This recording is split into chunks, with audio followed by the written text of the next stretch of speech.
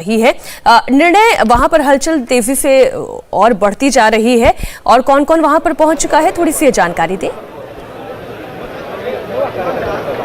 देखिए, अगर आप अभी फ्रेम में देख रहे हो मीनाक्षी, तो गुजरात के पूर्व मुख्यमंत्री विजय रूपानी यहाँ पहुँचे हैं मंच पर। सबसे पहले इनफैक्ट जो बड़े नेता पहुँच रहे हैं उसमें सबसे पहले वही हैं। और आपने देखा होगा इनफैक्ट कल से जब ये खबर भी आई थी कि मंत्रिमंडल का पूरा चेहरा बदल जाएगा, उस वक्त भी विजय रूपानी से कई लोग मिलने पहुंचे थे और उन्होंने उन्हें समझाया भी था। इनफैक्ट इस पूरे एपिसोड में हमने देखा है कि विजय रूपानी की भूमिका बहुत पॉजिटिव रही है, बहुत महत्वपूर्ण रही है। और कल भी उन्होंने यहाँ पे हमने देखा कई जो एमएलएज उनसे पहुँचे थे मिलने, उन्हें समझा बुझा कर उन्होंने वापस भेजा था। यहाँ पे आप देख सकते हैं सीआर पाटिल, जो कि इस वक्त एक तरह से हम कह सकते हैं मैन ऑन मिशन है यहाँ गुजरात में। सारी जिम्मेदारी उनके हाथ पे सौंपी हुई है वो, और सामने अगर आप देख रहे हो भूपेंद्र यादव, इन दोनों ने मिलकर के इनफैक्ट इस पूरे जो ये प्लान है उसको एग्जीक्यूट किया है। भूपेंद्र पटेल के साथ मिलकर के, मैं आपको बता दूं भूपेंद्र पटेल के पास अनुभव कम है और जाहिर सी बात है ऐसी सूरत में उन्हें इन तमाम जो बड़े नेता हैं, भूपेंद्र यादव प्रभारी हैं गुजरात के, सीआर पाटिल प्रदेश प्रमुख हैं, विजय रूपानी, इनका अभी भी महत्वपूर्ण रोल रहेगा आगे जाकर के। मैं आपको बता दूं इन सब से उन्हें गाइडेंस तो हमेशा हर स्टेप पे लेते रहना होगा। और यहाँ पे भी मैं आपको बता दूं मंत्रिमंडल के गठन में इनका बड़ा रोल रहा है। और यहाँ पे हमने अभी देखा भी एक चीज़ कि कल जो हम सुन रहे थे कि नाराज़गी है काफ़ी सीनियर पुराने मंत्रियों में, वो भी हमने देखा। जहाँ पे जिस तरह से प्रेजेंस हमने देखी सीनियर मंत्रियों की, एक आध दो को छोड़ करके लगभग सभी लोग यहाँ पहुँच रहे हैं। 2 3 4 लोग अभी भी नहीं हैं। इनफैक्ट अभी टाइम है कार्यक्रम शुरू होने में, इसलिए हम ये कंक्लूड नहीं कर सकते हैं कि वो नहीं पहुँचे हैं यहाँ पर। लेकिन जी कमोबेश सभी जो मंत्री हैं वो पुराने वाले भी यहाँ पहुंच चुके हैं। एक तरह से ये मैसेज भी क्लियर जा रहा है कि जो नाराजगी की बातें चल रही थी वो नहीं। शपथ ग्रहण का कार्यक्रम शुरू भी हो जाएगा। हर्षी, जब हम बात करते हैं किसी भी कैबिनेट के जो चेहरे की बात करते हैं तो उसमें बहुत सारी चीजों को पैरामीटर्स मानकर चलते हैं कि जातीय समीकरण को बैठाने की कोशिश की जाएगी, युवा कैबिनेट तो है ही, साथ ही महिलाओं की भागीदारी कितनी है, और आने वाले समय में ये गुजरात में क्योंकि अभी अभी अगर प्रभार दिया जाएगा, अभी अभी मंत्रालय बांटा जाएगा, तो ये लोग कैसे जनता के सामने जाएंगे और ये बताएंगे कि हमने इतना मजबूती से काम किया। क्योंकि पिछले 4 सालों में जिसने काम किया वो अपने मंत्रालय के बारे में भी ज्यादा समझता है, ज्यादा उसे एक्सप्रेस कर सकता है, एक्सप्लेन कर सकता है। लेकिन एक बहुत बड़ी जिम्मेदारी इन सभी मंत्रियों के ऊपर होगी कि चुनाव सर पर है, अभी अभी मंत्रालय मिला है, कैसे जाके समझाएंगे जनता को कि हमने क्या काम किया और कैसे किया और क्या करेंगे। देखिए मीनाक्षी, सबसे पहले तो मैं ये कहूंगा कि विजय रूपाणी की सरकार मुख्यमंत्री के तौर पर वो और उनके मंत्रिमंडल के जो साथी थे, जिनको हम कैबिनेट उनकी कहते हैं, काउंसिल ऑफ मिनिस्टर्स कहते हैं, तो उसमें कहीं किसी तरह का सवाल नहीं था। उनमें से किसी को अगर नहीं बनाया गया है मंत्री तो ये कह के या इस वजह से नहीं हटाया गया है कि कोई गड़बड़ उन्होंने की, पहली बात।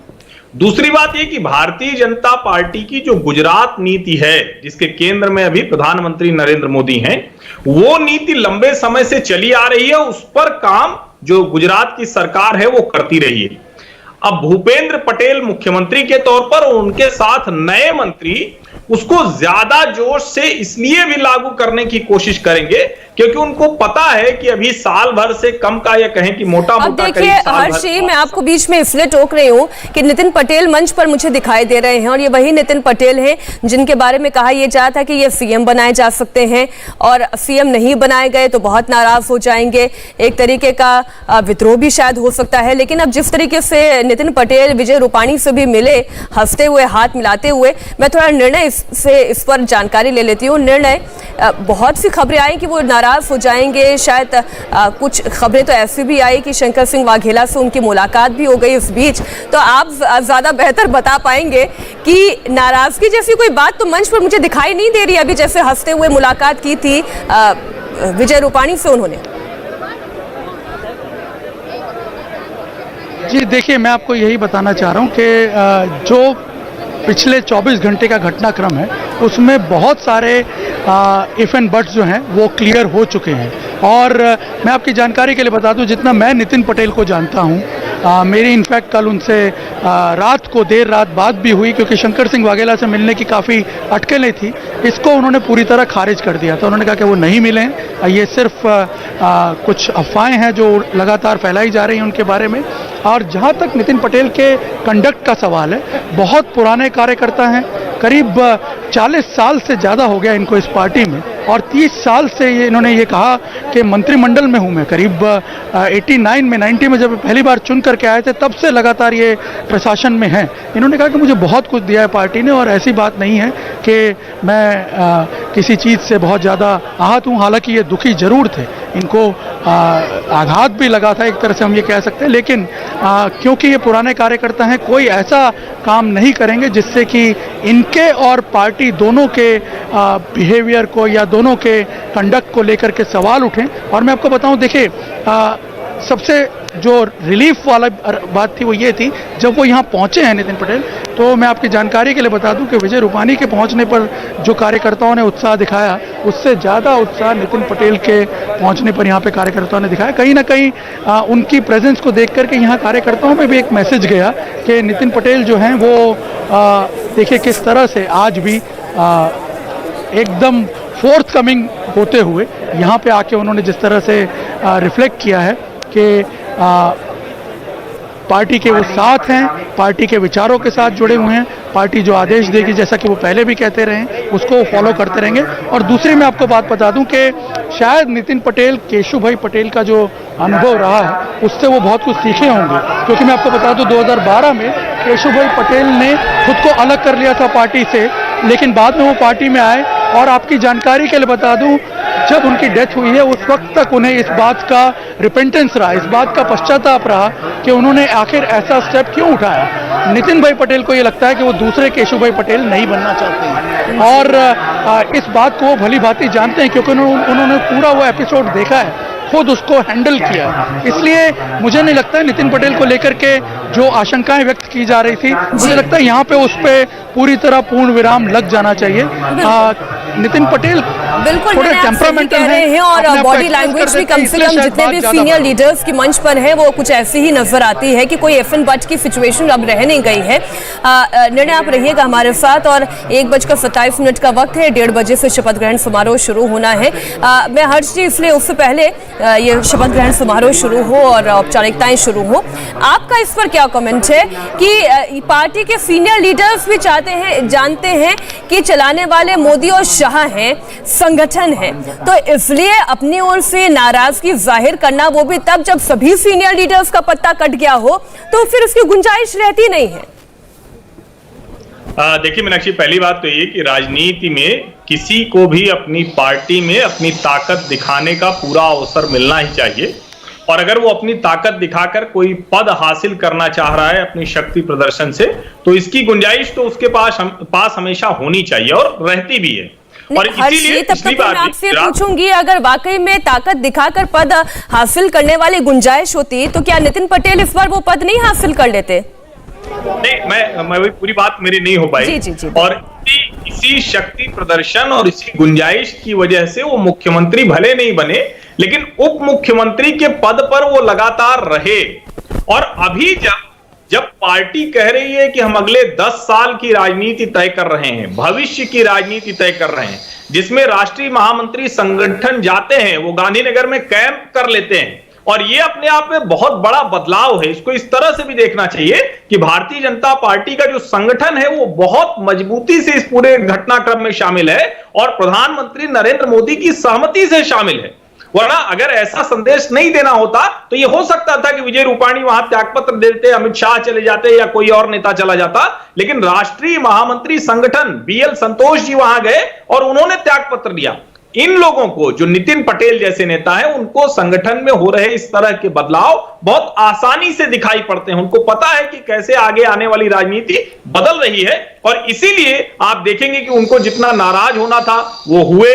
सबकी महत्वाकांक्षा होती है, उनकी भी थी, उन्होंने कोशिश की, लेकिन अब उनको समझ में आ गया है कि पार्टी ने संगठन के तौर पर यह निर्णय ले लिया है कि अब हमें इससे आगे बढ़ना है। ये जो लीडरशिप है अब वो दूसरे काम में लगेगी। जी, और तस्वीरें लगातार आप मंच से देख रहे हैं और निर्णय भी हमारे साथ जुड़े हुए हैं। निर्णय इस समय तो इशारा यही कर रहा है कि अब ये शपथ ग्रहण समारोह शुरू हो जाना चाहिए। आप कुछ जानकारी दे पाएंगे, कितना वक्त और लग सकता है इसमें? जी बिल्कुल, अब अगले 1 मिनट में कभी भी ये शपथ ग्रहण समारोह जो है वो शुरू हो जाएगा, क्योंकि वैसे भी मैं आपको बता दूं प्रोटोकॉल के हिसाब से राज्यपाल का प्रोग्राम है। हमेशा हमने देखा है कि अगर 1:30 का समय है तो 1:30 पे ही प्रोग्राम शुरू होगा।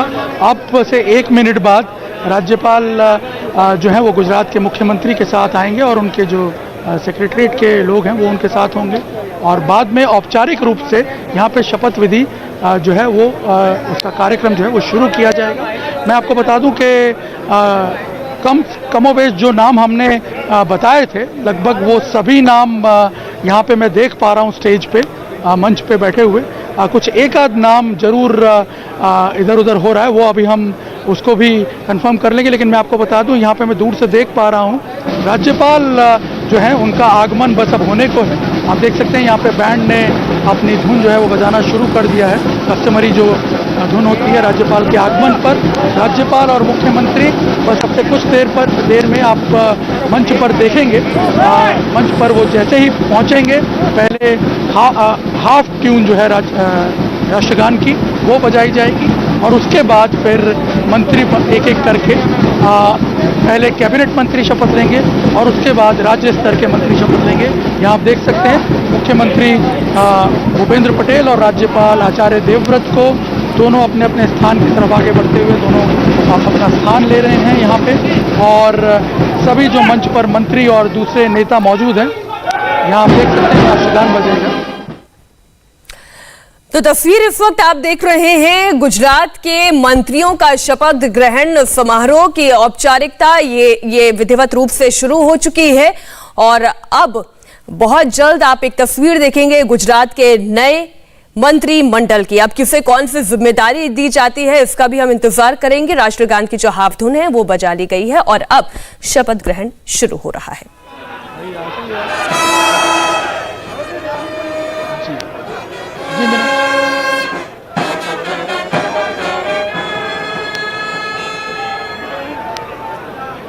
माननीय राज्यपाल श्री ગુજરાતના પ્રધાનમંત્રી મંત્રીશ્રીઓ ઉપસ્થિત છે, તેમને સોગંદ વિધિ માટે આપની સમક્ષ રજૂ કરવાની અનુમતિ આપો તેવી વિનંતી છે। શ્રી રાજેન્દ્ર પ્રસાદ ત્રિવેદી। માનનીય રાજ્યપાલ શ્રી ગુજરાતના પદનામિત મંત્રીશ્રીઓ ઉપસ્થિત છે, એમને સોગંદ વિધિ માટે આપની સમક્ષ રજૂ કરવાની અનુમતિ આપો તેવી વિનંતી છે। શ્રી રાજેન્દ્ર सूर्यप्रसाद त्रिवेदी, श्री जितेंद्र भाई सवजी भाई वाघानी, श्री ऋषिकेश भाई गणेश भाई पटेल, श्री पूर्णेश कुमार ईश्वरलाल मोदी, श्री राघवजी भाई हंसराज पटेल।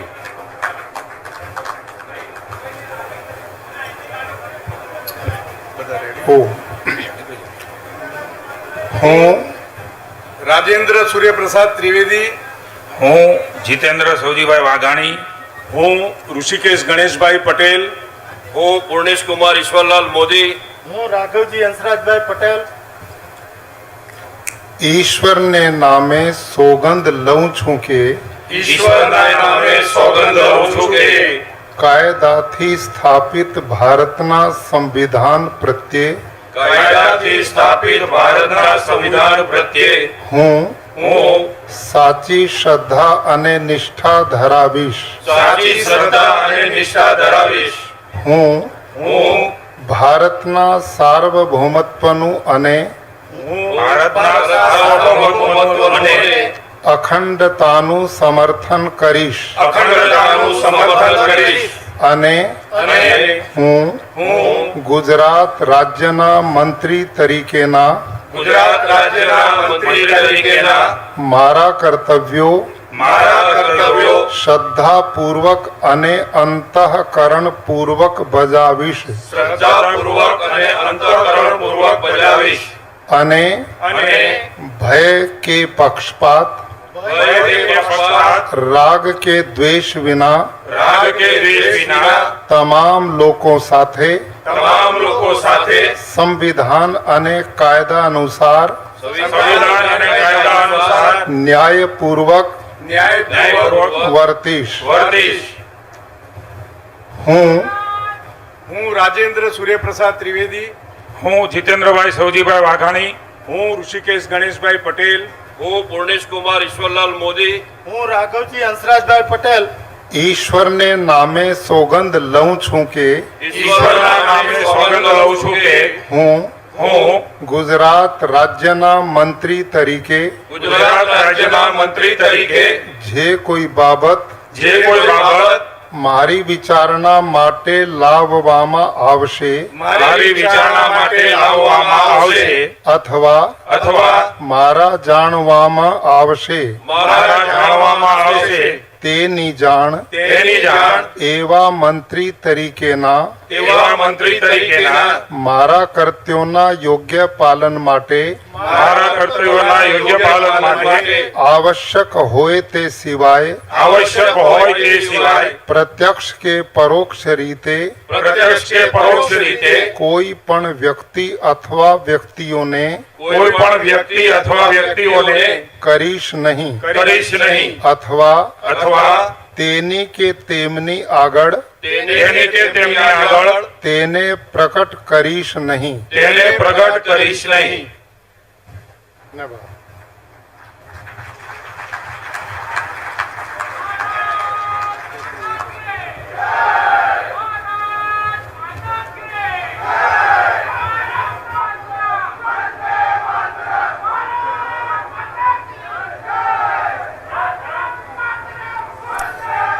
तो पहले 5 मंत्रियों ने जिन्होंने शपथ ली है उनकी तस्वीर आप देख रहे हैं और अब हस्ताक्षर कर रहे हैं और अपने ये शपथ पत्र पर उनका हस्ताक्षर है। तो निर्णय जिन 5 मंत्रियों ने शपथ ली है उनके बारे में आप जानकारी दें। जी बिल्कुल, देखिए ये 5 मंत्री जो हैं सीनियर मंत्री हैं जी, कैबिनेट रैंक के मिनिस्टर्स के तौर पे इनको इंडक्ट किया गया और इनमें मैं आपको बता दूं कि जीतू वाघाणी हैं सबसे प्रमुख, जो कि पूर्व प्रमुख हैं, पूर्व पार्टी अध्यक्ष रहे हैं बीजेपी के। CR पाटिल को जब चार्ज दिया गया उससे पहले 3 साल वो पार्टी अध्यक्ष रहे थे यहाँ पे, और भावनगर पश्चिम से आते हैं। भारतीय युवा मोर्चा के भी अध्यक्ष रह चुके हैं।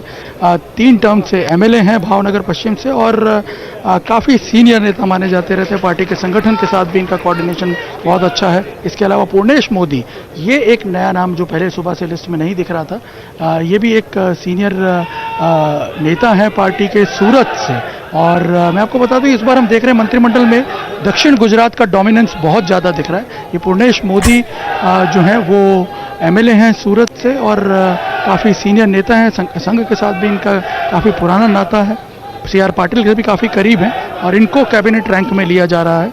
इसके अलावा ऋषिकेश पटेल, मैं आपको बता दूं विसनगर से ये MLA हैं, 2 टाइम MLA हैं हालांकि, और लेकिन मुझे लग रहा है इनको इसलिए लिया गया है कैबिनेट रैंक में क्योंकि नितिन पटेल जो हैं उनकी छुट्टी हुई है और नितिन पटेल और ऋषिकेश पटेल दोनों मेहसाना जिले से ही आते हैं। तो मुझे लग रहा है कि कहीं ना कहीं उसे बैलेंस करने की कोशिश की गई है। इसके अलावा जो नाम है, आखिरी नाम राघव जी पटेल, ये काफ़ी इंटरेस्टिंग नाम है। मैं आपको बता दूं राघव जी पटेल अभी करीब 2017 में कांग्रेस छोड़ करके बीजेपी आए थे। आपको याद होगा अहमद पटेल के राज्यसभा चुनाव के वक्त ये कांग्रेस छोड़ करके बीजेपी में आए थे, अपना चुनाव हार गए थे, जनरल इलेक्शन जो हुआ था। बाद में ये उपचुनाव में जीत करके अब आप देख सकते हैं इनको मंत्री पद दिया जा रहा है। काफ़ी सीनियर नेता हैं, पहले बीजेपी में थे, केशुभाई सरकार में मंत्री थे, केशुभाई सरकार के छोड़ करके शंकर सिंह वाघेला के साथ चले गए और उसमें भी ये मंत्री थे। और बिल्कुल निर्णय आप बने रहिए हमारे साथ। इस वक्त तस्वीरें हमारे दर्शक देख रहे हैं और संवाददाता निर्णय लगातार ये जानकारी दे रहे हैं वो कौन कौन से चेहरे हैं जिन 5 मंत्रियों ने अभी शपथ ली है। आप ये तस्वीर देख रहे हैं, उत्साह सभी के चेहरे पर बराबर नजर आ रहा है, क्योंकि एक बड़ा मौका है, ये एक नई कैबिनेट है और सभी को जिस तरीके से एक कॉल के जरिए ये बताया गया कि आपको मंत्री बनाया जा रहा है, वाकई में इन सभी लोगों के लिए एक बड़ा मौका है। निर्णय हम ये कह सकते हैं कि किसी को जानकारी नहीं थी, एक एक करके कॉल आता गया, सबको जानकारी मिलती गई, तो ये कहा जा सकता है कि खुशी तो सभी के चेहरे पर नजर आ रही है, क्योंकि ये शायद संभव नहीं था इतने बड़े लीडर्स के पार्टी में रहते हुए। जी बिल्कुल, यही तो मुझे लग रहा है कि इस पूरी कवायद का एक बड़ा मैसेज यही है कि पार्टी का छोटे से छोटा कार्यकर्ता भी देखिए किस जगह पे पहुंच सकता है। यहाँ आप देखिए कि फर्स्ट टाइम चुना हुआ एमएलए जो है वो मुख्यमंत्री बन सकता है, और उसके बाद आप देख सकते हैं इतने यंग और इतने बिल्कुल निर्णय हम आपसे जानकारी लेंगे अब इन अगले 5 चेहरों के बारे में भी, लेकिन इनका शपथ ग्रहण भी शुरू हो चुका है, दिखाते हैं हम दर्शकों को। હું પ્રદીપભાઈ કનાભાઈ પરમાર, હું અર્જુનસિંહ ઉદયસિંહ ચૌહાણ, ईश्वर ने नामे सौगंध लऊं छू के ઈશ્વરને નામે સોગંદ લઉં છું કે कायदाथी स्थापित भारतना संविधान प्रत्यय કાયદાથી સ્થાપિત ભારતના સંવિધાન પ્રત્યે હું હું સાચી શ્રદ્ધા અને નિષ્ઠા ધરાવીશ। સાચી શ્રદ્ધા અને નિષ્ઠા ધરાવીશ। હું હું ભારતના સાર્વભૌમત્વનું અને ભારતના સાર્વભૌમત્વનું અને અખંડતાનું સમર્થન કરીશ અખંડતાનું સમર્થન કરીશ। અને અને હું હું ગુજરાત રાજ્યના મંત્રી તરીકેના ગુજરાત રાજ્યના મંત્રી તરીકેના મારા કર્તવ્યો મારા કર્તવ્યો શ્રદ્ધાપૂર્વક અને અંતઃકરણપૂર્વક બજાવી પૂર્વક વર્તીશ। નરેશ પટેલ, હું કનુભાઈ મોહનલાલ દેસાઈ, હું કિરીટસિંહ ચુરબારણ, હું નરેશભાઈ પ્રદીપ મગનભાઈ પરમાર, પટેલ, પ્રદીપ કનાભાઈ પરમાર, હું અર્જુનસિંહ ઉદયસિંહ ચૌહાણ અનુસાર સંવિધાન અને કાયદા અનુસાર ન્યાયપૂર્વક વર્તીશ। ન્યાયપૂર્વક વર્તીશ। હું હું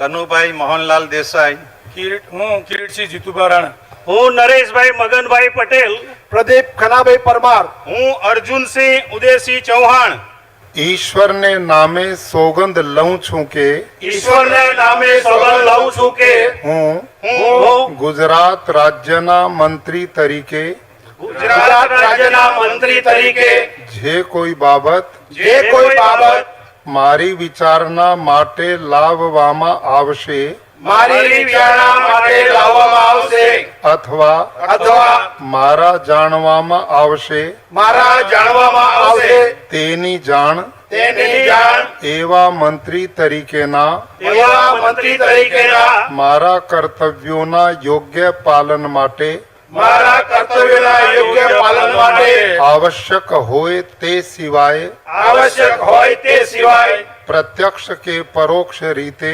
પ્રત્યક્ષ કે પરોક્ષ રીતે કોઈ પણ વ્યક્તિ અથવા વ્યક્તિઓને કોઈ પણ વ્યક્તિ અથવા વ્યક્તિઓને કરીશ નહીં કરીશ નહીં અથવા અથવા તેની કે તેમની આગળ તેની કે તેમની આગળ તેને પ્રકટ કરીશ નહીં। તેને પ્રગટ કરીશ નહીં। ધન્યવાદ।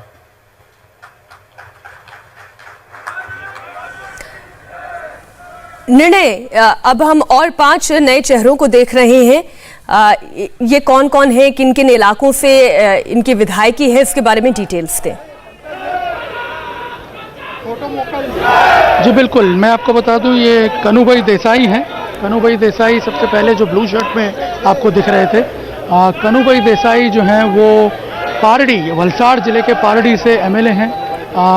हालांकि काफ़ी सीनियर हैं और लेकिन ये इनका जो एमएलएशिप है वो ज़्यादा सीनियर नहीं है उस हिसाब से, और इनको पहली बार चांस मिल रहा है मंत्रिमंडल में।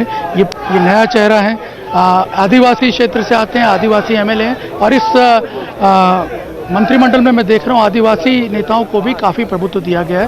3 से 4 आदिवासी मंत्री जो हैं वो हैं इस मंत्रिमंडल में, जिनमें एक कनुभाई देसाई भी हैं। इसके अलावा किरीटसिंह राणा, ये अगेन एक बहुत सीनियर नेता हैं। किरीटसिंह राणा नरेंद्र मोदी सरकार में भी मंत्री थे, लीमड़ी से ये विधायक हैं, करीब 5 टर्म ये विधायक रह चुके हैं और अब ये 2017 में हालांकि अपना चुनाव हार गए थे, लेकिन बाय इलेक्शन में ये जीत करके आए और अब इन्हें दोबारा मंत्रिमंडल में शामिल किया गया। प्रधानमंत्री नरेंद्र मोदी भी इनको काफ़ी लाइक करते हैं इनफैक्ट। और नरेश पटेल ये अगेन एक आदिवासी विधायक हैं। ये गणदेवी जो डांग जिला है उसमें गणदेवी सीट से ये माफ़ कीजिएगा नवसारी जिले के गणदेवी से ये विधायक हैं।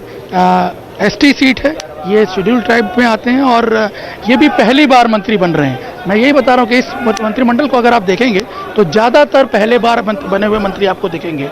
नरेश पटेल के बाद प्रदीप परमार, ये बहुत बड़ा सरप्राइज है मीनाक्षी। मैं आपको बता दूं अहमदाबाद के असारवा से ये विधायक हैं, पहली बार चुने गए हैं और पहली बार में ही इनको कैबिनेट रैंक का मंत्री बनाया गया है। शेड्यूल कास्ट को बिलोंग करते हैं, ऐसी सीट से जीते हैं और पहली बार इन्हें मंत्री बनाया जा रहा है। कहीं ना कहीं लग रहा है कि इन्हें बैलेंस करने के लिए ये बनाया गया है, क्योंकि प्रदीप सिंह जडेजा जो कि गृह मंत्री थे पिछली सरकार में, ये उनके काफ़ी करीबी हैं, इसलिए इनको शायद लिया गया हो, ऐसा भी माना जा रहा है। अर्जुन सिंह चौहान ये ओबीसी नेता हैं, अहमदाबाद की सीट जो है मध्य गुजरात में, वहाँ से ये चुने गए हैं, पहली बार चुने गए हैं और पहली बार में ही आप देख सकते हैं इन्हें कैबिनेट मंत्री का रैंक मिल रहा है मीनाक्षी। और ये जो 10 नाम अभी तक आए हैं इसमें ज़्यादातर पहली बार बने हुए मिनिस्टर हैं। निर्णय और अभी कितने मंत्रियों को शपथ लेनी है सरकार में? जी अभी कम से कम 14 और मिनिस्टर हैं जिन्हें शपथ लेनी है। इस सरकार का जो अब तक मैं देख रहा हूं उस हिसाब से 10 कैबिनेट मंत्री होंगे और 10 में मैं आपको बताऊं 3 नामों को छोड़ करके 7 नाम ऐसे हैं जो पहली बार कैबिनेट में इंक्लूड किए जा रहे हैं। तो आप अंदाजा लगाइए कि 70% कैबिनेट मिनिस्टर जो हैं वो नए होंगे, वो कभी भी उनको मंत्री रहने का अनुभव नहीं रहा है। 3 ऐसे हैं।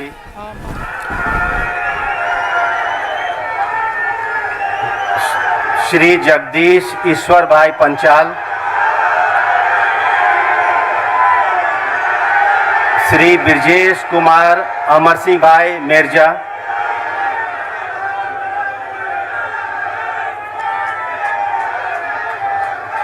श्री जीतू भाई हरजी भाई चौधरी, श्रीमती मनीषा राजीव भाई वकील।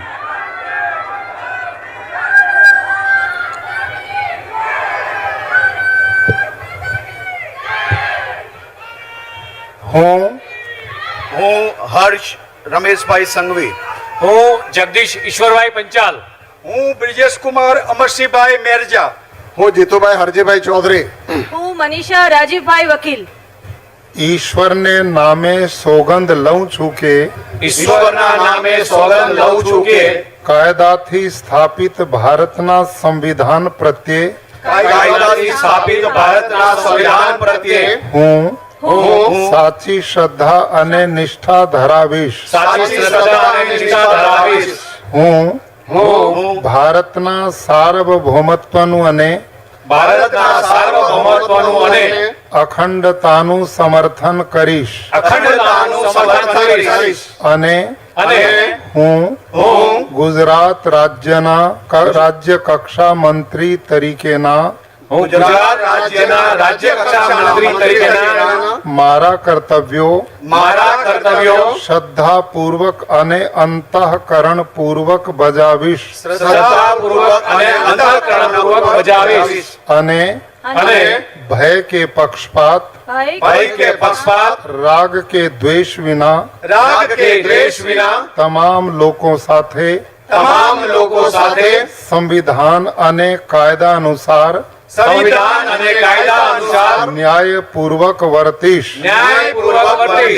હું હર્ષ રમેશભાઈ સંઘવી, હું જગદીશ ઈશ્વરભાઈ પંચાલ, હું બ્રિજેશ કુમાર અમરસિંહભાઈ મેરજા, હું જીતુભાઈ હરજીભાઈ ચૌધરી હું મનીષા રાજીવભાઈ વકીલ।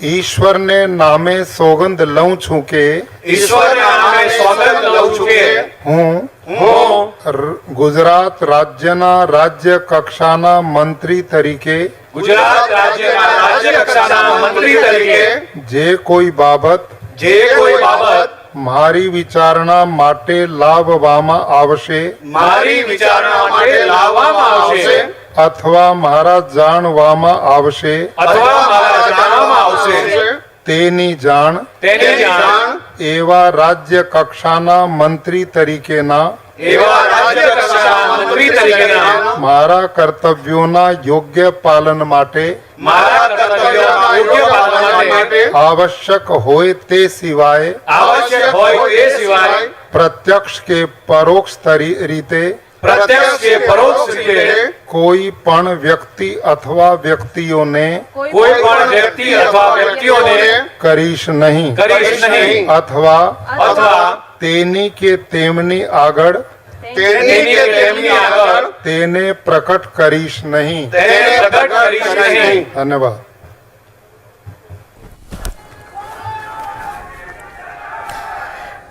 निर्णय जो पहली महिला अभी तक जितने भी मंत्रियों ने शपथ ली है, पहली महिला हम नेत्री देख रहे थे यहाँ पर जिन्होंने शपथ ली है। आप पूरी जानकारी दें। जी बिल्कुल, मैं आपको बता दूं ये राज्य स्तर के मंत्री थे। इनमें सबसे पहला नाम था हर्ष संघवी का। मैं आपको बता दूं हर्ष संघवी जो है युवा नेता हैं, काफ़ी यंग हैं। इनकी जो उम्र है वो मेरे हिसाब से करीब 36 या 33 साल होनी चाहिए। काफ़ी कम उम्र में, करीब 27 साल की उम्र में ये एमएलए बन गए थे। 3rd टाइम एमएलए हैं ये गुजरात में सूरत की मजूरा कॉन्स्टिट्यूंसी से। यंग, डायनेमिक, और ये मैं आपको बता दूं कि इनके बारे में ये कहा भी जा रहा था कि ये मंत्रिमंडल में होंगे। काफ़ी करीब हैं ये प्रधानमंत्री नरेंद्र मोदी जी के भी और प्रदेश अध्यक्ष CR पाटिल का। और उसका सबसे बड़ा कारण है he is a very dynamic performing leader. और कोविड के टाइम पे भी इनफैक्ट पूरे गुजरात में यदि किसी एमएलए ने सबसे अच्छा काम किया था तो वो सूरत में हर्ष संघवी ने किया, और जिसका रिवॉर्ड इनको शायद यहाँ पे मिलता हुआ भी नज़र आ रहा है। काफ़ी लंबे समय से संगठन में भी ये काम करते रहे हैं। इसके अलावा जगदीश पंचाल, ये अगेन अहमदाबाद से हैं, अहमदाबाद की निकोल सीट से जीते हैं, 1st टाइम एमएलए हैं। और ये इससे पहले अहमदाबाद सिटी यूनिट के प्रेसिडेंट भी रह चुके हैं। जो गृह राज्य मंत्री हैं अमित शाह, उनके काफ़ी करीबी भी माने जाते हैं। और मैं आपको बता दूं कि अहमदाबाद इनफैक्ट गुजरात का सबसे बड़ा संगठन के लिहाज से अगर आप देखें तो सबसे बड़ा स्ट्रक्चर अहमदाबाद का ही है। अहमदाबाद ज़िले में करीब 21 सीटें हैं जिन पर चुनाव होते हैं, और आप अंदाज़ा लगा सकते हैं कि इनके पास उस लिहाज से काफ़ी ज़्यादा अनुभव है संगठन में काम करने का। प्रशासनिक अनुभव जरूर इनका कुछ नहीं है, लेकिन मैं आपको बता दूं कि ये आगे के चुनाव की रणनीति के हिसाब से एक बहुत इंपॉर्टेंट लीडर साबित हो सकते हैं। ब्रजेश मेरजा, अगेन यहाँ पे मैं आपको बता दूं 2 लोग जो ऐसे हैं जो कांग्रेस छोड़ करके आए थे उनको इस मंत्रिमंडल में लिया गया है। उनमें से एक ब्रजेश मेरजा हैं। ये मोरबी की सीट से कांग्रेस पे चुने गए थे 2017 में और बाद में छोड़ करके बीजेपी में आए। अक्टूबर में बाई इलेक्शन जीते और अब इन्हें मंत्रिमंडल में शामिल कर लिया गया। काफ़ी डायनेमिक लीडर हैं ये। इनफैक्ट मैं आपको बता दूं कि अपने बलबूते पे इन्होंने मोरबी जैसी सीट जो है वो जीती थी, जिसके बारे में कहा गया था कि पाटीदार आंदोलन की वजह से ही जीते, लेकिन बाद में ये दोबारा जीते। जीतू चौधरी ये अगेन कांग्रेस छोड़ के आए थे। काफ़ी सीनियर ट्राइबल नेता हैं और इनको भी चांस मिल रहा है। और जो महिला उम्मीदवार जिसकी आप बात कर रहे थे वो है मनीषा वकील। मनीषा वकील शेड्यूल कास्ट सीट जो है वडोदरा सिटी की, उससे जीत करके आई हैं और 2 टाइम एमएलए हैं और पहली बार इनको भी मंत्रिमंडल में चांस मिल रहा है। इनफैक्ट मैं आपको बताऊं कि किसी महिला को इस तरह से 1st टाइम मंत्री बनाया जा रहा हो, ये एक अपने आप में बड़ा यूनिक किस्सा है यहाँ पे। और बीच में आपको रोकना चाहूंगी, शपथ ग्रहण अब अगले मंत्रियों का हो रहा है। श्रीमती निमिषाबेन मनहर सिंह सुथार, श्री अरविंद भाई रयानी, श्री कुबेर भाई डिंडोर, श्री कीर्ति सिंह प्रभात सिंह वाघेला।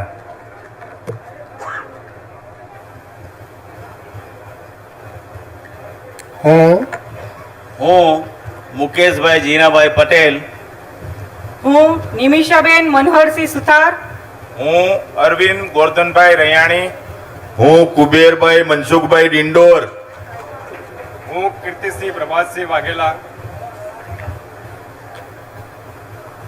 ईश्वर नामे सौगंध लऊं छूं के ઈશ્વરના નામે સોગંદ લઉં છું કે કાયદાથી સ્થાપિત ભારતના સંવિધાન પ્રત્યે કાયદાથી સ્થાપિત ભારતના સંવિધાન પ્રત્યે હું હું સાચી શ્રદ્ધા અને નિષ્ઠા ધરાવીશ. સાચી શ્રદ્ધા અને નિષ્ઠા ધરાવીશ. હું હું ભારતના સાર્વભૌમત્વનું અને ભારતના સાર્વભૌમત્વનું અને અખંડતાનું સમર્થન કરીશ. અખંડતાનું સમર્થન કરીશ. અને હું ગુજરાત રાજ્યના રાજ્ય કક્ષાના મંત્રી તરીકેના ગુજરાત રાજ્યના રાજ્ય કક્ષાના મંત્રી તરીકેના મારા કર્તવ્યો શ્રદ્ધાપૂર્વક અને અંતઃકરણપૂર્વક બજાવીશ. શ્રદ્ધાપૂર્વક અને અંતઃકરણપૂર્વક બજાવીશ. અને ભય કે પક્ષપાત ભય કે પક્ષપાત રાગ કે દ્વેષ વિના વિના તમામ લોકો સાથે તમામ લોકો સાથે સંવિધાન અને કાયદા અનુસાર સંવિધાન અને કાયદા અનુસાર ન્યાયપૂર્વક વર્તીશ. ન્યાયપૂર્વક વર્તીશ. હું મુકેશભાઈ જીનાભાઈ પટેલ, હું નિમિષાબેન મનહરસિંહ સુથાર, હું અરવિંદ ગોરધનભાઈ રૈયાણી, હું કુબેરભાઈ મનસુખભાઈ ડિંડોર, હું કીર્તિસિંહ પ્રભાતસિંહ વાઘેલા ઈશ્વરને નામે સોગંદ લઉં છું કે ઈશ્વરના નામે સોગંદ લઉં છું કે હું હું ગુજરાત રાજ્યના રાજ્ય કક્ષાના મંત્રી તરીકે ગુજરાત રાજ્યના રાજ્ય કક્ષાના મંત્રી તરીકે જે કોઈ બાબત જે કોઈ બાબત મારી વિચારણા માટે લાવવામાં આવશે મારી વિચારણા માટે લાવવામાં આવશે અથવા મારા જાણવામાં આવશે મારા જાણવામાં આવશે તેની જાણ એવા રાજ્ય કક્ષાના મંત્રી તરીકેના એવા રાજ્ય કક્ષાના મંત્રી તરીકેના મારા કર્તવ્યોના યોગ્ય પાલન માટે મારા કર્તવ્યોના યોગ્ય પાલન માટે આવશ્યક હોય તે સિવાય આવશ્યક હોય તે સિવાય પ્રત્યક્ષ કે પરોક્ષ રીતે પ્રત્યક્ષ કે પરોક્ષ રીતે કોઈ પણ વ્યક્તિ અથવા વ્યક્તિઓને કોઈ પણ વ્યક્તિ અથવા વ્યક્તિઓને કરીશ નહીં અથવા તેની કે તેમની આગળ તેની કે તેમની આગળ તેને પ્રકટ કરીશ નહીં. તેને પ્રગટ કરીશ નહીં. ધન્યવાદ.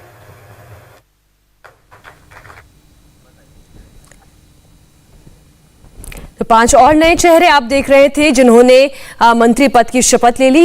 इनके बारे में और ज्यादा जानकारी के लिए हम सीधा रुख करते हैं हमारे सहयोगी निर्णय कपूर का। जी निर्णय, आप बताएं। जी मीनाक्षी, ये जो इसमें पहला नाम है मुकेश पटेल का है। मुकेश पटेल ओलपाड़ की सीट से। इनफैक्ट मैं यहाँ पे एक चीज़ पहले मेंशन कर दूं कि ये पांचों जो चेहरे आपने देखे, आपको जान के हैरानी होगी कि ये पांचों फर्स्ट टाइम एमएलए हैं। पांचों फर्स्ट टाइम एमएलए हैं और पांचों इस वक्त मंत्रिमंडल में हैं। मुकेश पटेल ओलपाड़ की सीट से बीजेपी के विधायक हैं, सूरत से आते हैं। इनफैक्ट मैं यहाँ पे देख रहा हूँ कि साउथ गुजरात को पहली बार हम देख रहे हैं कि सौराष्ट्र जितना ही प्रोमिनेंस मिल रहा है इस मंत्रिमंडल में। करीब 8 मंत्री साउथ गुजरात से हैं, मुकेश पटेल उनमें से एक हैं। निमिषा सुतार ये ट्राइबल एमएलए हैं, ये दूसरी महिला मंत्री हैं इस मंत्रिमंडल में, फर्स्ट टाइम एमएलए हैं। मोरवा हड़फ की जो सीट है ट्रेडिशनली कांग्रेस की सीट मानी जाती है, उस पर ये जीत करके आई हैं और बहुत ही थंपिंग मेजॉरिटी से ये जीती थी जब मोरवा हड़फ में बाई इलेक्शन हुआ था कांग्रेस के एमएलए के छोड़ने के बाद। और यहाँ पे मैं आपको बता दूं अरविंद रैयानी जो तीसरे नाम है वो राजकोट से एमएलए हैं, राजकोट दक्षिण से। ये भी फर्स्ट टाइम एमएलए हैं और पाटीदार समाज से आते हैं। और इसके अलावा कीर्ति सिंह झाला, ये बनासकांठा, उत्तर गुजरात का जिला है बनासकांठा, उसकी कांकरेज सीट से ये एमएलए। और मैं आपको बता दूं कांकरेज भी ट्रेडिशनली कांग्रेस सीट है, उस पर ये जीत करके आए थे। और बनासकांठा ट्रेडिशनली पूरा कांग्रेस डोमिनेटेड जिला है। और ऐसे में मैं आपको बता दूं कि वहाँ इस पिछले चुनाव में 9 में से 7 सीटों पर कांग्रेस 6 सीटों पर कांग्रेस और 1 पर इंडिपेंडेंट जीते थे। सिर्फ 2 सीटें बीजेपी ने जीती थी, उनमें से एक कीर्ति सिंह झाला की सीट थी। इसलिए आप अंदाज़ा लगाइए कि कितने क्रूशल हो सकते हैं और इसीलिए इनको शायद इस मंत्रालय में चांस मिला है। दूसरी सबसे बड़ी बात ये कहा सकता है निर्णय कि जो लोग अपने अपने दलों को छोड़कर भारतीय जनता पार्टी में शामिल हुए उन्हें भी अब सम्मान दिया जा रहा है। ऐसे दो लोगों को हम इस मंत्रालय में इस मंत्रिमंडल में देख रहे हैं जो कि इससे पहले शपथ ले चुके हैं, ब्रिजेश मेरजा और जीतू चौधरी। ये दोनों, इनफैक्ट सबसे इंटरेस्टिंग बात यह है कि दोनों को कैबिनेट रैंक दिया गया है। तो इससे बड़ा और सम्मान क्या हो सकता है जब एक क्रूशियल टाइम पे आप जब पूरे मंत्रिमंडल का फेस बदल रहे हैं और कांग्रेस से लाए हुए उनमें से 4 मंत्री आपने पहले से हटा दिए। जो पिछली सरकार थी उसमें 4 मंत्री ऐसे थे जिनको आपने हटा भी दिया था। तो ऐसी आशंका व्यक्त की जा रही थी कि आप शायद किसी को चांस नहीं मिलेगा, लेकिन फिर भी आप 2 को दे रहे हैं चांस। ये इनके लिए एक बहुत बड़ा इम्पोर्टेंट, एक सिग्निफिकेंट पॉइंट है जी। और यहाँ पे अगर आप देखें, अब दूसरे जो मंत्री हैं वो शपथ लेने जा रहे हैं राज्य स्तर के। और मैं आपको बता दूं, मैं आप जो जानकारियां दे रहे हैं मैं उस पे हर्ष जी की भी टिप्पणी ले लेती हूं। हर्ष जी, आप संक्षेप में बताएं कि अभी तक जितने भी ब्रीफ जो निर्णय ने दिया है कि कैसे चेहरे हैं, कई बार पहले बार के एमएलए हैं। श्री राघव जी भाई सी मकवाना,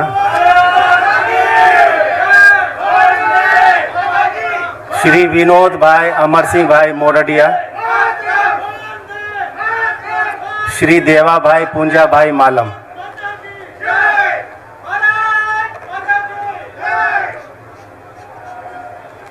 हूँ गजेंद्र सिंह उदय सिंह परमार, हूँ राघव भाई सी मकवाणा, हूँ विनोद अमरसिंह मोरडिया, हूँ देवाभाई पुंजाभाई मालम।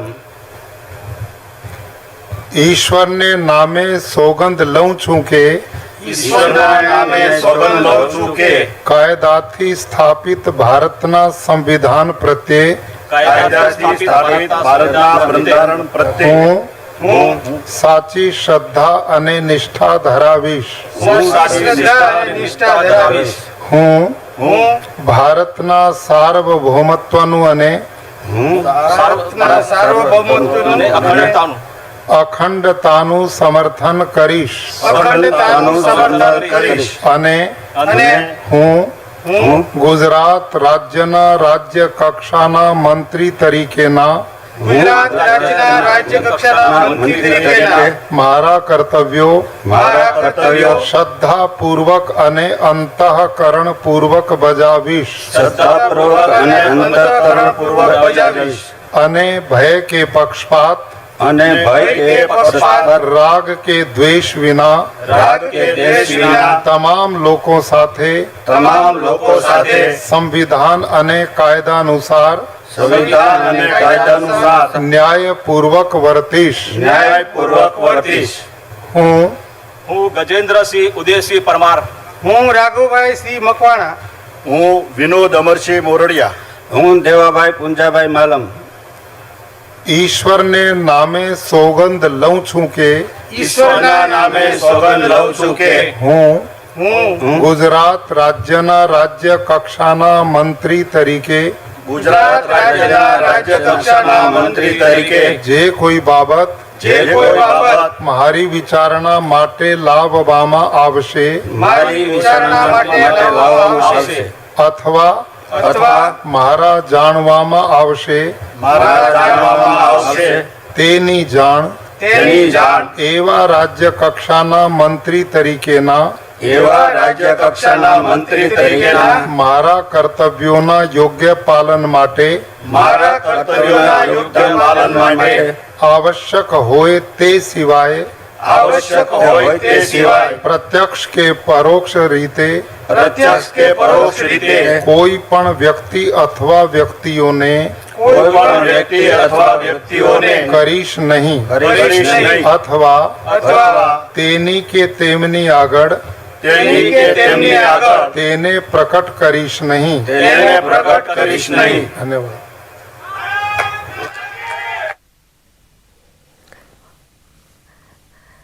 और आपने देखे गुजरात के नए मंत्री शपथ ले रहे हैं। ये स्पेशल 24 है, स्पेशल 24 हम इन्हें कह ले, जो मंत्री पद की शपथ ले रहे हैं। निर्णय में आपके पास आऊं उससे पहले थोड़ी सी मैं टिप्पणी हर्ष जी से भी चाह रही थी कि जो अभी तक जितने भी नाम आपने देखे हैं, युवा चेहरे हैं, कई तो फर्स्ट टाइम एमएलए हैं, उन्हें भी चुना गया। देखिए मीनाक्षी, जो सारे नाम दिख रहे हैं उसमें बहुत स्पष्ट दिख रहा है कि जो जातीय क्षेत्रीय समीकरण है वो बहुत साफ साफ दिख रहा है। नए नाम जिन पर प्रधानमंत्री की खुद नजर रहती है उनको मंत्रिमंडल में शामिल किया गया है, और जो कांग्रेस से टूट कर आए लेकिन जिनकी ताकत बहुत बड़ी है, जो अभी चुनाव फिर से साल भर में होने वाले हैं, तो उन सब लोगों को शामिल किया गया है। और इसमें ऐसा नहीं कि कोई एकदम से नए लोग हैं। इन नामों को जब हम गुजरात के नजरिए से देखते हैं तो ये लंबे समय से वहां सक्रिय हैं, और कुछ 3-4 लोगों को छोड़ दे तो उनका अच्छा खासा राजनीतिक करियर भी है। तो हम ऐसा नहीं कह सकते हैं कि एकदम से नए लोगों को वो मंत्री बना दिया गया है। तो मुझे लगता है कि कोशिश यही है कि वो लोग जो काम कर रहे थे लेकिन शामिल किए जाने से बच जा रहे थे क्योंकि बड़े नामों को, बड़े चेहरों को शामिल करना था, तो उन सारे लोगों को इसमें शामिल किया गया है। जी, निर्णय क्या सभी चेहरों ने मंत्री पद की शपथ ले ली है? जी बिल्कुल, ये आखिरी 4 थे, और मैं आपको बता दूं कि ये 4 जो थे ये भी फर्स्ट टाइमर एमएलए हैं। इसलिए इतना जरूर कहा जा सकता है कि इस बार का जो मंत्रिमंडल है उसमें करीब आधे से ज़्यादा, मैं कहूँगा 60% से ज़्यादा बल्कि, जो जिन मंत्रियों ने शपथ ली है वो सब फर्स्ट टाइम एमएलए हैं। और ऐसा भी नहीं कह सकते, जैसा कि हर्ष जी बता रहे थे, कि इनके अंदर अनुभव की कमी है। आखिर पिछले 4 साल से एमएलए हैं, लगातार अपने क्षेत्रों में, आसपास के रीजन में जनता के संपर्क में तो ये रही होंगे, और काफ़ी डायनामिक हैं, यंग हैं। इसलिए जो एंटी इनकम्बेंसी जिसको कर्टेल करना है पार्टी को, जब आप लोगों के सामने ये, लोगों से जो फीडबैक मिल रहे हैं, जो सर्वेज आपके आ रहे हैं, उसमें ये बात साफ तौर पे निकल के आ रही है कि एंटी इनकम्बेंसी को फेस करना पड़ सकता है। तो ऐसी सूरत में ये शायद एक बहुत बड़ा प्रयोग होगा जिसके हो सकता है अच्छे पॉजिटिव परिणाम भी मिले, क्योंकि ये काफ़ी एक्टिव हो जाएंगे और इनके कार्यकर्ता भी एक्टिव हो जाएंगे। और यहाँ पे अब आपको मैं बता दूँ, राष्ट्रगान की धुन शुरू हो रही है मीनाक्षी, तो हमें विराम। तो भूपेंद्र पटेल सरकार में 24 मंत्रियों ने शपथ ले ली है, और शपथ लेने वाले सभी मंत्री नए हैं। इनमें से कई सारे चेहरे ऐसे हैं जो फर्स्ट टाइम एमएलए हैं, पहली बार विधायकी का चुनाव जीत कर आए, और उन्हें ये बड़ी जिम्मेदारी दी जा रही है। और जैसे कि हमारे साथ जुड़े वरिष्ठ पत्रकार हर्षवर्धन त्रिपाठी भी ये कह रहे हैं कि ये पूरी तरीके से एंटी इनकम्बेंसी से लड़ने के लिए एक रणनीति है।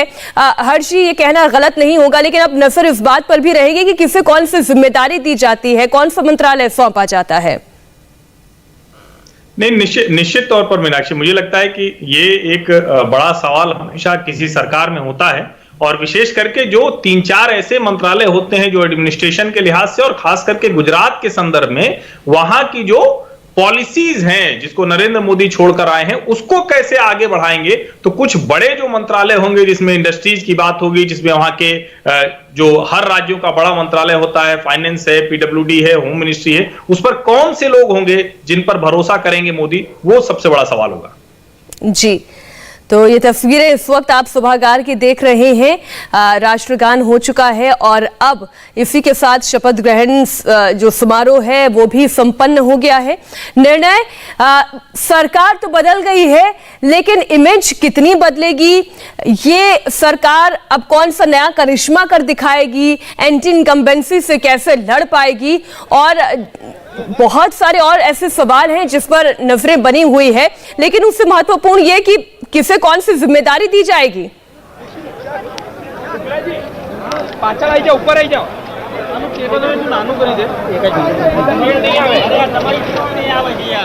निर्णय, बहुत चहल पहल में आप रिपोर्टिंग लगातार कर रहे हैं, अगर आप मुझे सुन पाए हो तो कौन सी जिम्मेदारी दी जाएगी, किसे कौन सा मंत्रालय सौंपा जाएगा, क्या अभी तक इसके बारे में भी कोई जानकारी मिल पाई है?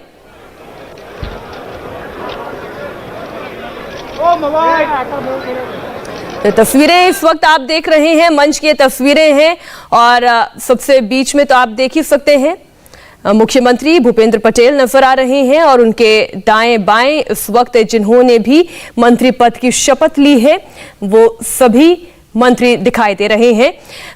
ये एक नई सरकार है, नया चेहरा है, और नई इमेज भी बनाने की कवायद है। निर्णय, ये कहना गलत नहीं होगा, सरकार भले बदल गई हो, क्या चेहरा बदल पाएगा, इमेज बदल पाएगी, क्या एंटी इनकम्बेंसी से लड़ने में कामयाब हो पाएगी? जी बिल्कुल,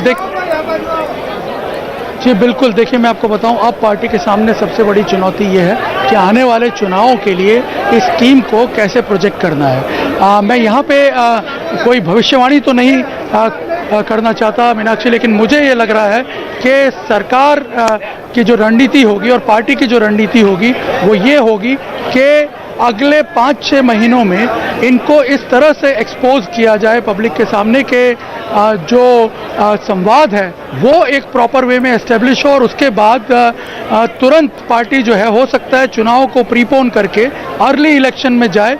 हो सकता है इतनी नई टीम है कि इनको बहुत ज़्यादा एक्सपोज ना किया जाए पब्लिक के साथ, आम लोगों के साथ, कहीं कोई रिस्क ना लेना पड़े पार्टी को। इनकी जो कई बार होता है कि जब आप ज़्यादा एक्सपोज करते हैं तो कुछ कमियां भी बाहर आना शुरू होती हैं, और वो रिस्क इतने कम समय में पार्टी नहीं लेना चाहेगी, क्योंकि हमें जो रणनीति थोड़ी बहुत पता चल रही है अंदर से लोगों से बात करके, वो ये है कि आने वाले दिनों में लगातार जो पार्टी मशीनरी है वो पूरी तरह जुट जाएगी इनकी इमेज बिल्डिंग के लिए। इस पूरी सरकार ये बहुत बड़ी बात लेकिन आपने कही कि क्या अर्ली इलेक्शन में ये सरकार जाएगी। हर्षी, आपको इसकी संभावना कितनी नजर आती है?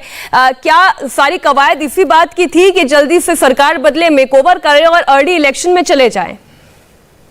नहीं मीनाक्षी, पहले ये चर्चा जरूर थी, लेकिन अभी मुझे नहीं लगता है कि सरकार वहां अर्ली इलेक्शन कराने के बारे में सोच रही है। भारतीय जनता पार्टी की ये योजना जरूर है कि 1 नेशन 1 इलेक्शन की तरफ बढ़े, लेकिन उसके लिए जो राज्यों का समूह है, कई राज्य एक साथ तैयार हो।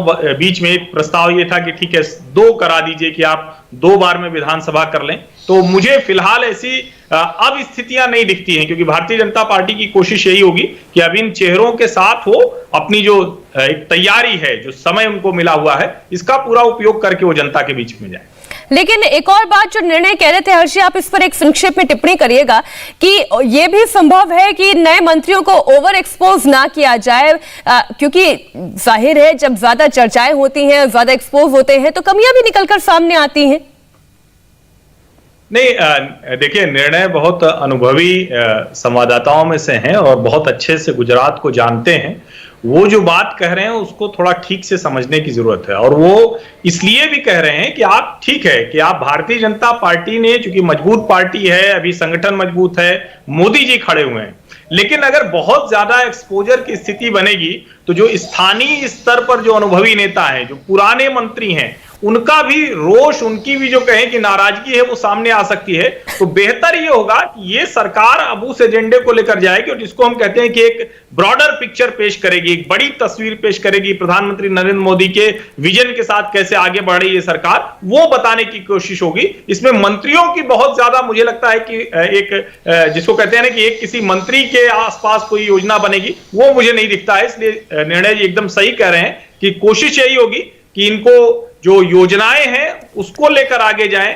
जो चेहरा है नरेंद्र मोदी का, उसके आगे किसी चेहरे की जरूरत नहीं है। आप जो बात कह रहे हैं ना हर्षी, एक सवाल के साथ मैं निर्णय के पास आती हूँ। निर्णय, तब तो मैं ये पूछूंगी कि सरकार बड़ी है या संगठन बड़ा है, क्योंकि सब कुछ संगठन के इर्द गिर्द ही बुना जाता है और वहीं पे सारी चर्चाएं आके खत्म हो जाती है। तो सरकार की जिम्मेदारी बड़ी है या संगठन की जिम्मेदारी बड़ी है? देखिए, मैं आपको बता दूं, दोनों का अपना अपना सिग्निफिकेंस है, दोनों की अपनी अपनी भूमिका है, लेकिन दोनों के बीच में कोऑर्डिनेशन होना सबसे बड़ी बात है, जिसका कि हम पिछले 4 सालों में जबरदस्त अभाव देख रहे थे गुजरात में। और शायद ये जो हम फॉलोआउट देख रहे हैं आज इस नए मंत्रिमंडल के तौर पर, वो उसी का परिणाम हो सकता है। क्योंकि मैं आपको बताऊं, पिछले कुछ समय में कोऑर्डिनेशन की बहुत ज़बरदस्त कमी थी। ऐसा नहीं था काम नहीं हो रहा था, ऐसा नहीं था कि योजनाएं अमल में नहीं आई हैं, ऐसा नहीं कि गुजरात में विकास की गति जो है वो पूरी तरह रुक गई है, ऐसा बिल्कुल नहीं था। इनफैक्ट कोविड में भी गुजरात ने काम किया है, कोविड से पूरा देश अफेक्टेड था, लेकिन हमने देखा कहीं ना कहीं संगठन में नीरसता आ रही थी, यानी कहीं ना कहीं कोऑर्डिनेशन का अभाव था सरकार और संगठन के बीच में। लेकिन यहाँ पे हम देख रहे हैं कि अब जो मुख्यमंत्री है वो पूरी तरह संगठन पर डिपेंडेंट होगा, ये मैं आपको दावे के साथ कह सकता हूं। जो पूरा मंत्रिमंडल है वो भी संगठन पे पूरी तरह डिपेंडेंट होगा। कहीं ना कहीं इस बार ये लग रहा है कि संगठन को थोड़ा सा अपर एज दिया जाएगा, क्योंकि चुनावी वर्ष है, आपको कैडर को मोबिलाइज करना है, आपको कार्यकर्ताओं तक पहुंचना है, कार्यकर्ताओं के जरिए एक एक बूथ तक पहुंचना है, क्योंकि प्लानिंग जो है वो बूथ लेवल की जा रही है। तो जाहिर सी बात है कि ऐसे में संगठन के जो लोग हैं उनको ये लगना चाहिए कि उन्हें प्रोमिनेंस दिया जा रहा है, जी। जो कि पिछले 4 सालों में वो इस बात की कमी लगातार महसूस करते रहे। बिल्कुल। दोनों अपने अपने